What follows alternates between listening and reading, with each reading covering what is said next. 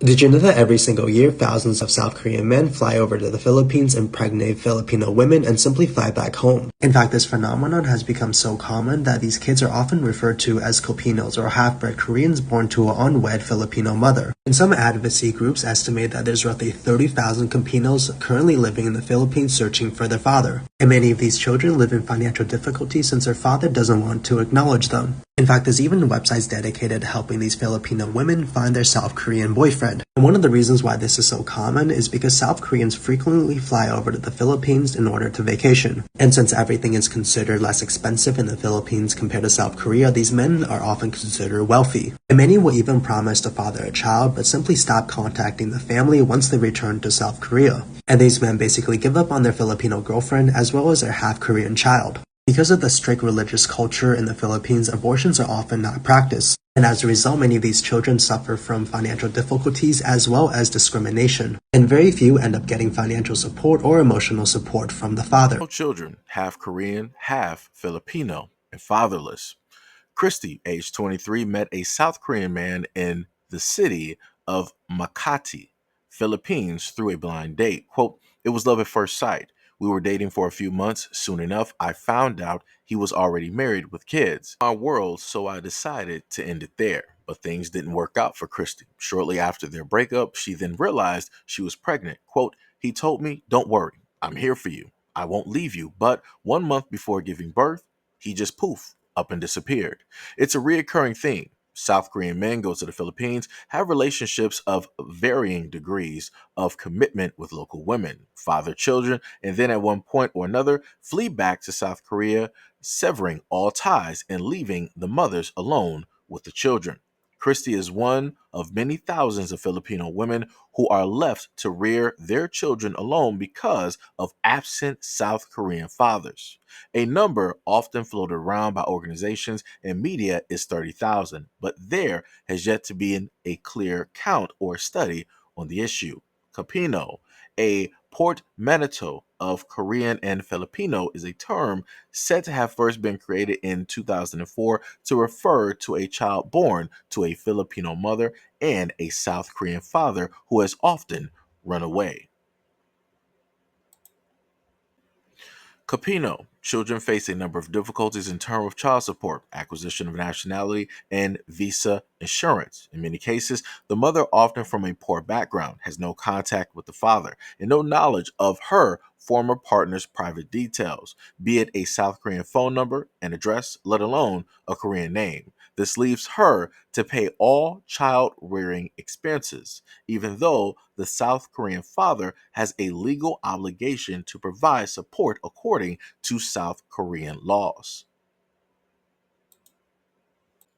So, this is something that I wanted to bring up because far too often, whenever I happen to do videos and I talk about Black fathers or I mention things about the Black community, the number one go to is to always demonize, critique, and to negatively come at Black men. To try and state that, oh, Black men are the only ones on the planet that don't want to be around their kids. They don't want to raise them. They don't want to be fathers. They don't want to be husbands. They don't want to marry their own women. They don't want to rear their children. They don't even want to be there, right? They just run away, run away, run away, right? So here you have two things, right? You first have the clip where you have an Asian man who decided to state some factual evidence, and he went a little bit further in depth and let people know that, hey, you have Asian men that decided they want to go to another Asian country and they want to proceed to have unprotected relations with the women over there. And once these women end up pregnant, they just poof and disappear.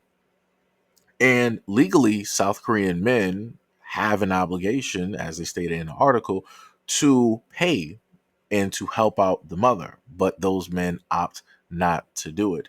And I promise you, they gave a number of 30,000. I promise you it's far more than that. Because in one article I read, they stated that they have Korean tourists that come over per month, about 100,000 per month. That's a lot of traveling.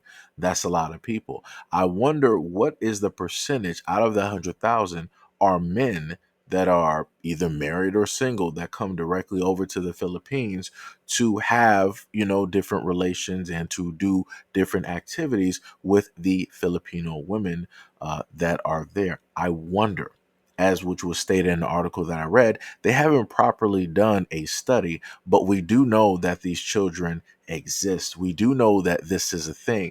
But from a lot of groups out here, you will never hear them actually state, talk about, or want to bring up the fact that you have men of other races that clearly abandon their women, that clearly abandon their responsibilities, that clearly abandon their children. Even when I give statistics that were done by the United States, and it clearly states that out of all races on the face of this country, that black men are the only ones that spend the most time in and around their children's lives. And I brought that up a multitude of times over the years because that is very important, because that breaks away from the nonsensical type of statements that a lot of people want to make. And again, as I've stated before, some people state these things out of feelings because they have had an experience with a man who may have run off, who may have not want to face his responsibility, who may not have wanted to, raise the child and be with the woman, right? Not saying that those things don't happen, but when you have the government stating that black men are actually fathers, that they are actually present, it speaks loudly. But again, even no matter how deafening the sound is, a lot of people not trying to hear it. They want to make sure to block it out because it goes against the narrative of the fact of, oh, the black man he's the weakest link. He's uneducated. He's causing debt. He's doing. It goes against a lot of the narratives that people either want to assert or assume about black men. Again, this is why I've brought stories like this up about men of different nationalities and cultures who clearly abandon their responsibilities.